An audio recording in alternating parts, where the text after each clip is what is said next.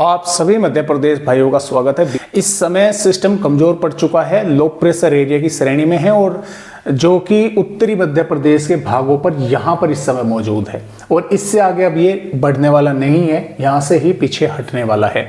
लेकिन इसकी वजह से मध्य प्रदेश के कई भागों पर बारिश की गतिविधियां जबरदस्त होने की संभावनाएं हैं। जैसा कि आप यहाँ पर देख पा रहे हैं, ये लो प्रेशर एरिया में तब्दील हो चुका है और इसके कारण मध्य प्रदेश पर पिछले 24 घंटों के दौरान भी कई भागों पर जबरदस्त बारिश हुई है। मैं थोड़ा सा आप सभी भाइयों को यहाँ पर आंकड़े बतलाना चाहूँगा।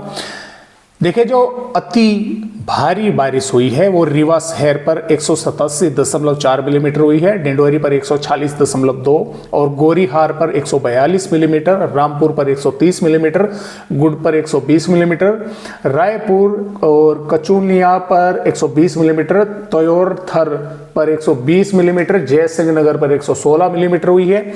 और जो भारी वर्षा भी हुई है वो लवकुश नगर पर 110 मिलीमीटर, नई गढ़ी पर 110 मिलीमीटर, मानगवा पर 110 मिलीमीटर, बजांग पर 107 मिलीमीटर, रामपुर पर बागेलान पर 106.4, रीवा हजूर पर 105 मिलीमीटर, सिद्धि पर 105, नारायणगंज पर 103.5, मवई पर 100 मिलीमीटर, बिजाई डंडी पर 97.4, बीर सिंहपुर 95.4 और समनापुर पर 93.2 और मोह गांव पर 91.3 और सेमिरिया पर 85 मिलीमीटर और पलेरा पर 85 मिलीमीटर, बड़वार पर 82.2, अजयगढ़ पर 82.4, निवास पर 77.7, मझौली पर 73 मिलीमीटर और महेंद्रवाणी पर 72.4, अमरपुर पर 72.2, विजय राघवगढ़ पर 71 मिलीमीटर,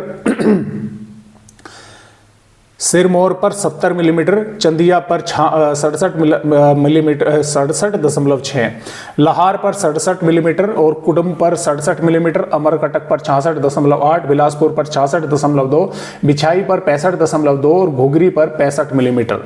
ये बारिश की गतिविधियां भारी जो मैंने आपको बताई है भारी हुई है। बाकी हल्की से मध्यम तेज कई भागों पर हुई है, ज़्यादा जोर इन पूर्वी भागों पर जो है देखने को मिला है बारिश का। अब यहाँ पर देखते हैं कि आने वाली 21 अगस्त में किन किन भागों पर बारिश होगी। तो यहाँ पर निवाड़ी, टीकमगढ़, छतरपुर, सागर, दमोह के कुछ स्थानों पर मध्यम से तेज या जोरदार भारी वर्षा हो सकती है।